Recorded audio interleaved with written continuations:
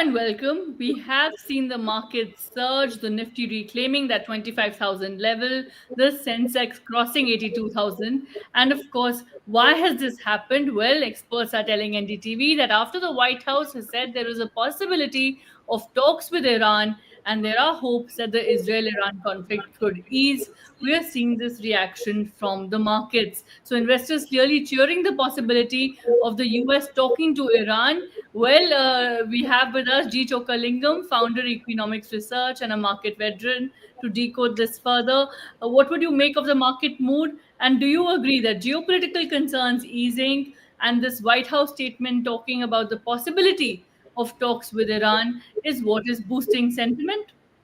Yeah, certainly. The Mr. Trump's statement that they may take 2 weeks to take a call on joining that conflict, between Israel and Iran, that has become a positive surprise to the market. Not only Indian market, even markets like Hong Kong, China, they all up today, including Korean markets, and in even Europe futures are all positive. So it is welcomed by the equity markets. Uh, in related to this, there are 3 points I would make that most countries have major countries have a bomb, nuclear bomb. So what Mr. Abdul Kalam said that nuclear bomb would act as a war deterrent, I still believe in it. So that is what made sense to US also to make this statement instead of hurriedly joining the conflict. And secondly, very interesting point.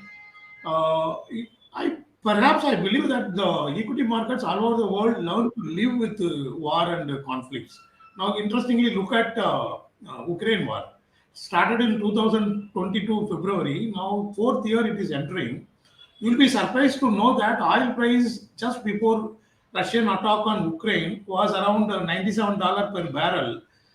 Immediately after the attack, it went to $127 per barrel. That's almost 30%. Now, still the war is going on, but oil before this Israel-Iran attack, it was down more than 50%. So the market, oil, they all learned to live with this war. So therefore, this war would not affect much the equity market unless it becomes bigger in scale.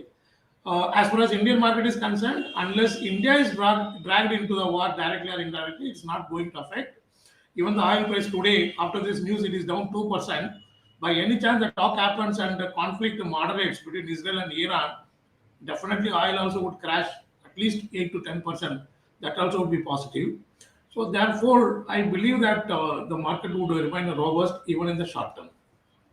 Markets will remain robust, you say. So, for those wondering, okay, how should they track the markets in the near term and the long term? What sectors should they be looking at? What would you say? Yeah.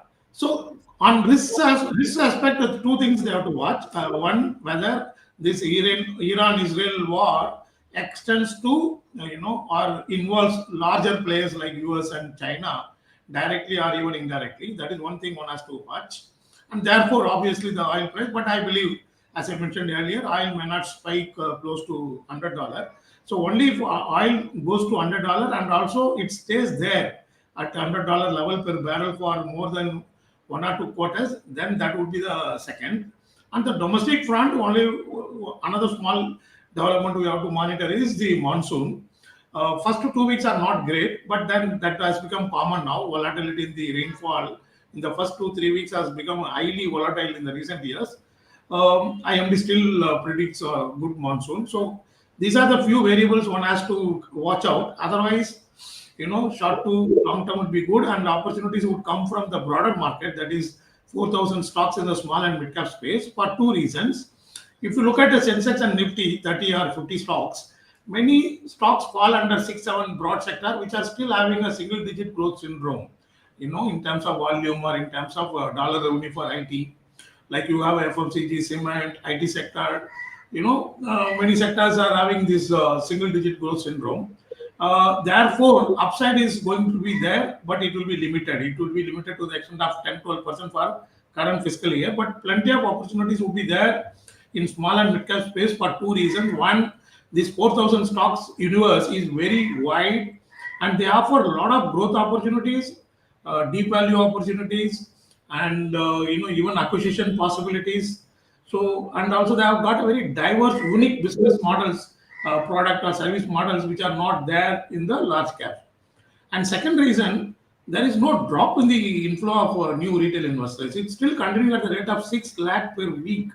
Can you believe BSE took 145 years to touch 4.5 crore investor base, but in the last 3 years, the investor base has gone up from 9.3 crore in 2022 January, to now more than 21 crore. So more than doubled, and more than 10 crore, 10 to 12 crore investors were added in the last 3 to 4 years alone. And primarily, most of these new investors are young investors who focus on small and mid cap with high risk. So this is another second structural change which favors small and mid cap. So one has to be very, careful about the quality of the management, quality of the balance sheet, and valuation comfort. So once if you are mitigating the risk in terms of three parameters, I'm pretty confident that small and mid cap would create more wealth than the large caps in the next 1 to 3 years.